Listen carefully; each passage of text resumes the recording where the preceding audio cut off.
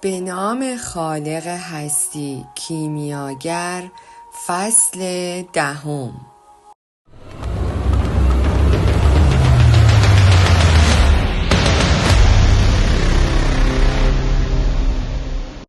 در ابتدا از شما دوستان عزیزم میخواهم ما رو از طریق لایک کردن، حمایت، در صورت خوانش کتاب مورد علاقه، کامنت و برای انرژی بیشتر ما رو سابسکرایب کنید به امید روزهای خوش آینده. و دست یافتن به این نوع زندگی از راه تصاویر و واژه‌ها دشوار است، چرا که مردم شیفته تصاویر و واژه‌ها هستند و سرانجام زبان جهانی را از یاد میبرند. تازه واردان را بیدرنگ به حضور رؤسای قبایل الیفیوم بردند. جوان نمیتوانست چیزی را که میدید باور کند. آن واهه به جای یک چاه در کنار چند درخت، آنطور که در یک کتاب تاریخی خوانده بود، بسیار بزرگتر از برخی از دهکده‌های اسپانیا بود. 300 چاه و 50,000 نخل داشت که چندین و چند خیمه رنگارنگ در میان آنها قرار گرفته بود. کیمیاگر گفت به داستان‌های 1001 شب می‌ماند. خیلی زود توسط کودکانی احاطه شدند که کنجکاوانه به جانوران، شترها و آدم‌هایی می‌نگریستند که تازه رسیده بودند. مردان می‌خواستند بدانند که آیا نشانی از جنگ دیدند یا نه، و زنان در میان خود درباره پارچه‌ها و جواهراتی صحبت می‌کردند که بازرگان‌ها آورده بودند. سکوت صحرا به رویایی دوردست می‌مانست. همه بیوقفه حرف می‌زدند، می‌خندیدند و فریاد می‌کشیدند، گویی جهان ارواح را ترک گفته بود و دوباره به میان انسانها آمده بودند. شاد و راضی بودند. با وجود احتیاطهای روز پیش ساربان برای جوان توضیح داد. در صحرا واحه‌ها همواره مناطق بی‌طرف محسوب می‌شوند، چون بخش عظیمی از ساکنان آنها را زنان و کودکان تشکیل می‌دهند. هر حریفی برای خودش واحه‌ای دارد. بدین ترتیب جنگجویان برای مبارزه به میان شنهای صحرا می روند و واحه‌ها را همچون شهرهای پناهندگان وامی گذارند. کاروان سالار به سختی توانست همه را جمع کند و سپس دستورهای خود را اعلام کرد. قرار بود تا پایان جنگ بین قبایل همانجا بمانند. آنها را همچون میهمان میپذیرفتند و میبایست در خیمه‌های ساکنان واحه شریک میشدند و بهترین جاها به آنان داده میشد. این میهمان نوازی دستور شریعت بود. سپس از همه از جمله نگهبانان خود خواست سلاح‌هایشان را به مردانی تحویل بدهند که توسط رؤسای قبیله تعیین شدند. کاروان سالار توضیح داد این قاعده جنگ است. بدین صورت واحه‌ها دیگر نمی توانستند به سپاهیان و جنگجویان پناه دهند. در کمال شگفتی جوان انگلیسی یک تپانچه پرمی از جیب نیمتنه‌اش بیرون آورد و در اختیار مرد اسلحه جمع کن گذاشت. جوان پرسید این تپانچه برای چیست؟ انگلیسی پاسخ داد برای اینکه اعتماد کردن به آدم‌ها را یاد بگیریم. از به پایان رسیدن جستجویش خوشحال بود، اما جوان به گنجش می‌اندیشید. هرچه به رویایش نزدیکتر بود کارها دشوارتر می‌شدند.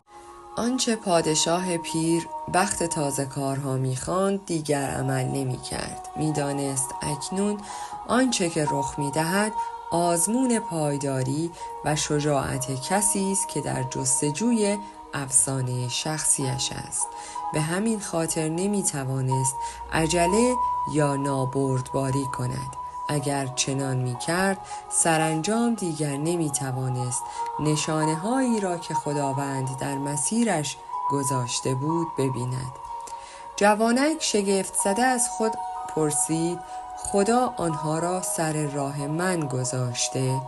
تا آن لحظه نشانه ها را یک موضوع این جهانی انگاشته بود، چیزی همچون خوردن و خفتن، چیزی همچون جستجوی عشق و یا اشغال به یک شغل. هرگز فکر نکرده بود که این زبانی است که خداوند برای نشان دادن آنچه که باید انجام شود به کار میبرد. نزد خود تکرار کرد: نباید نابردبار باشم. به قول ساربان موقع خوردن بخور و موقع حرکت کن. روز اول همه از خستگی خوابیدند، حتی انگلیسی. جوان دور از او به همراه 5 جوان تقریباً همسن و سال خودش در یک خیمه جای گرفته بود. بومیان صحرا بودند و می‌خواستند درباره شهرهای بزرگ داستان‌هایی بشنوند. جوان از زندگی چوپانیش تعریف کرد و می‌خواست تجربه‌اش را در مغازه بلور فروشی تعریف کند که انگلیسی وارد چادر شد. همزمان که او را بیرون می برد گفت: تمام صبح دنبالت می گشتم. باید کمکم کنی. سکونتگاه کیمیاگر را پیدا کنم. اول سعی کرد خود به تنهایی او را بیابد. یک کیمیاگر باید رفتاری متفاوت با دیگر ساکنان واهمی داشت. کاملا محتمل بود که در چادرش کوره‌ای همیشه روشن داشته باشد. آنقدر راه رفتند که متقاعد شدند که آن واحه بزرگتر از آن است که تصورش را می کردند. صدها خیمه در آن بود. انگلیسی و جوان نزدیک یکی از چادرهای واحه نشستند. انگلیسی گفت: تقریباً یک روز تمام را از دست دادیم. جوان گفت: شاید بهتر باشد بپرسیم. انگلیسی نمیخواست در واحه حضورش در میان دیگران به چشم بخورد و مردد بود، اما سرانجام موافقت کرد و از جوان که زبان عربی را بهتر بلد بود خواهش کرد تا این کار را انجام دهد. جوان به یکی از زنان که برای پر کردن مشکش بر سر چاه آمده بود نزدیک شد و پرسید: عصر بخیر خانم، میخواهم بدانم کیمیاگری این واحه کجا زندگی میکند؟ زن پاسخ داد که هرگز درباره او چیزی نشنیده و بیدرنگ آنجا را ترک کرد. اما قبل از رفتن به جوان اشاره کرد که نباید با زنان سیاه پوش صحبت کنند، چون شوهردار هستند. میبایست به سنت احترام میگذاشت.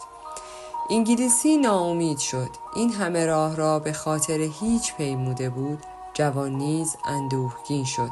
همسفرش نیز در جستجوی افسانه شخصیش بود و هنگامی که کسی چنین می کند سراسر کیهان می کوشد او را به آنچه می خواهد برساند. این گفته پادشاه پیر بود. نمی توانست اشتباه کرده باشد. جوان گفت: هرگز درباره کیمیاگرها چیزی نشنیدم، وگرنه سعی می کردم کمکت کنم. چیزی در چشمهای انگلیسی درخشید. همین است. شاید کسی در اینجا نمی داند که کیمیاگر چیست. درباره یک درمانگر دردهای اهالی جستجو کن. چند زن سیاه پوش برای کشیدن آب از چاه آمدند و هرچند که انگلیسی اصرار کرد جوان چیزی از آنها نپرسید. سرانجام مردی نزدیک شد. جوان پرسید: کسی را می شناسید که درمانگر دردهای اهالی باشد؟ مرد که به وضوح از این بیگانگان ترسیده بود پاسخ داد: الله همه دردها را شفا می بخشد. شما در جستجوی جادوگرها هستید؟ و پس از خواندن چند آیه از قرآن به راه خود رفت. مرد دیگری نزدیک شد. بسیار پیر بود و تنها یک سطل کوچک حمل می کرد. جوان پرسش را تکرار کرد. عرب پرسش او را با سؤال دیگری پاسخ داد. چرا دنبال چنین آدمی می گردید؟ جوان گفت چون دوستم ماها برای ملاقات با او سفر کرده. مرد عرب لختی اندیشید و گفت اگر مردی در این واحه وجود داشته باشد باید بسیار قدرتمند باشد. هیچ یک از رؤسای قبایل هم نمی توانند هر وقت خواستند به دیدارش بروند. تنها خودش می تواند درباره زمان ملاقات تصمیم بگیرد و نتیجه گرفت تا پایان جنگ منتظر بماند. بعد با کاروان به راه بیفتید. سعی نکنید وارد زندگی مردم واحه شوید و آنجا را ترک گفت. اما انگلیسی خوشحال شده بود در مسیر صحیحی بودند. سرانجام دخترکی آمد که لباس سیاه نپوشیده بود و کوزه‌ای بر دوش داشت و روسری سرش را پوشانده بود اما چهرهش پیدا بود. جوان نزدیک شد تا درباره کیمیاگر بپرسد. سپس گویی زمان باز ایستاد و روح جهان با تمام قدرتش پیش رویش پدیدار شد.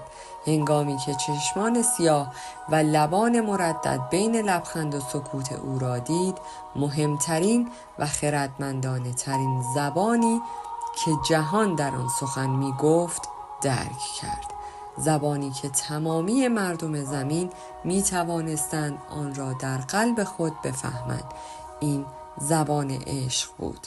چیزی کهن‌تر از انسانها و خود صحرا که با این وجود هر جا دو نگاه با هم برخورد می کردند با تمام قدرتش سر بر می افراشت. همان گونه که آن دو نگاه کنار چاهی با هم تلاقی کردند، سرانجام لبها به لبخندی گشوده شدند و این یک نشانه بود. نشانه‌ای که جوان نادانسته سراسر عمرش در انتظارش بود. نشانه‌ای که در گوسفندها و در کتابها، در بلورها و در سکوت صحرا جستجو کرده بود. این زبان ناب جهان بود، بی هیچ توضیحی.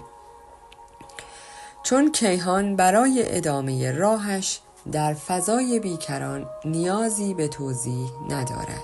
تنها چیزی که جوان در آن لحظه می‌فهمید این بود که در برابر زن زندگیش است و بدون نیاز واژه‌ها آن زن نیز این را می‌دانست.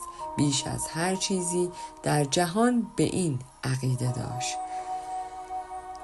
پدرانش و پدران پدرانش گفته بودند برای ازدواج باید به خواستگاری رفت. نامزد شد، طرف را شناخت و پول داشت. شاید کسی که چنین می گفت هرگز زبان کیهانی را نشناخته بود، چون هنگامی که کسی در این زبان غرق شود آسان است فهمیدن این که همواره کسی در جهان وجود دارد که انتظار دیگری را می کشد، چه در وسط صحرا چه در شهری بزرگ.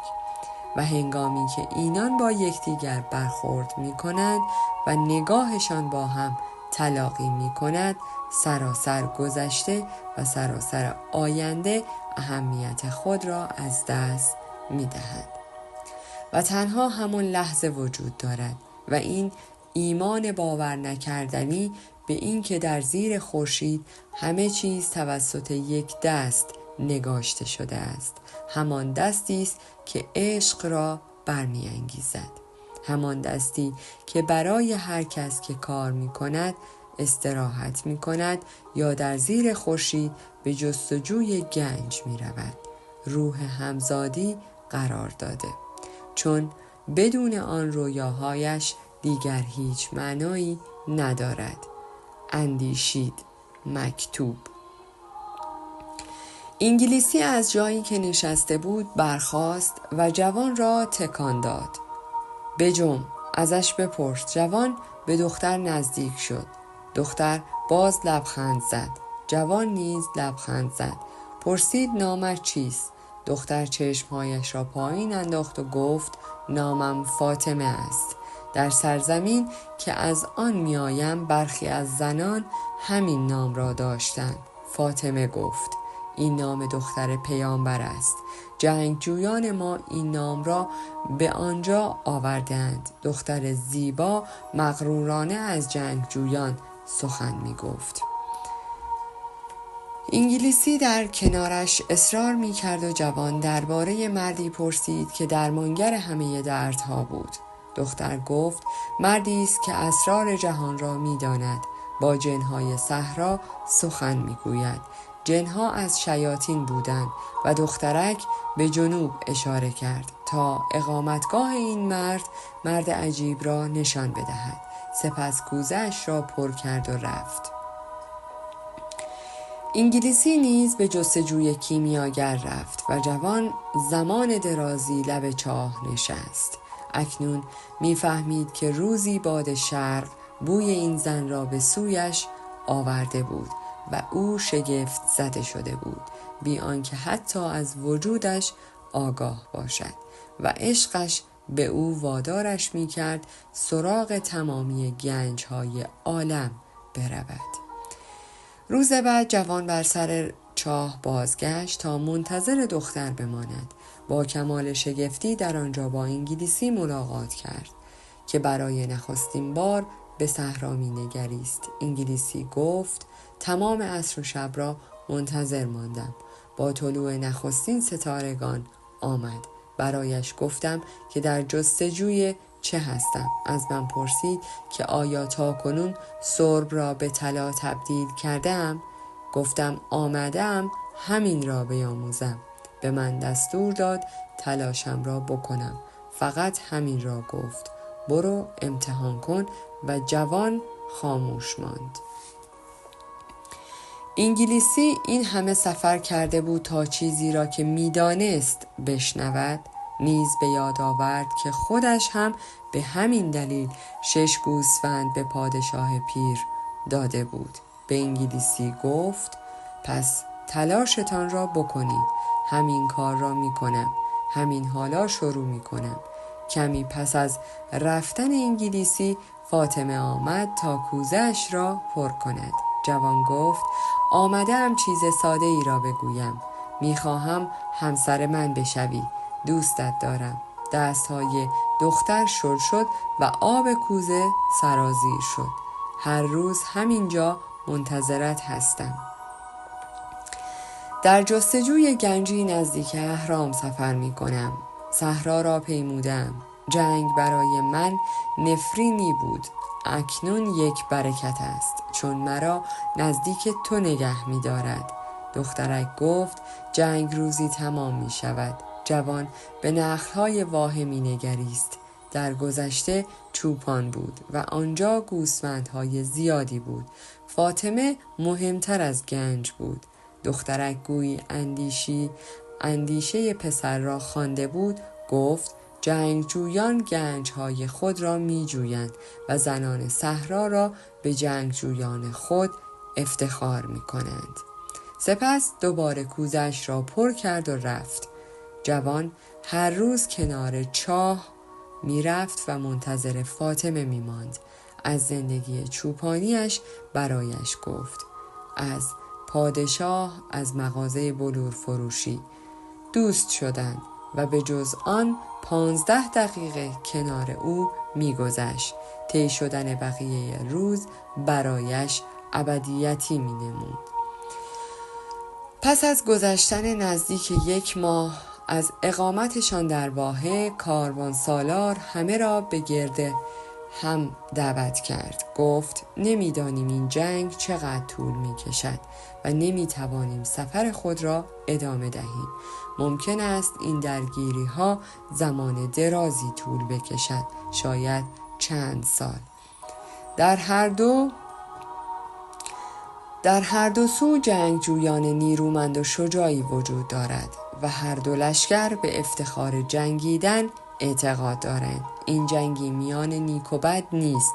جنگی میان نیروهاست که برای یک قدرت واحد می جنگد و هنگامی که چنین نبردی آغاز شد بیشتر از سایر نبردها به درازا می کشد، چون الله با هر دو طرف است.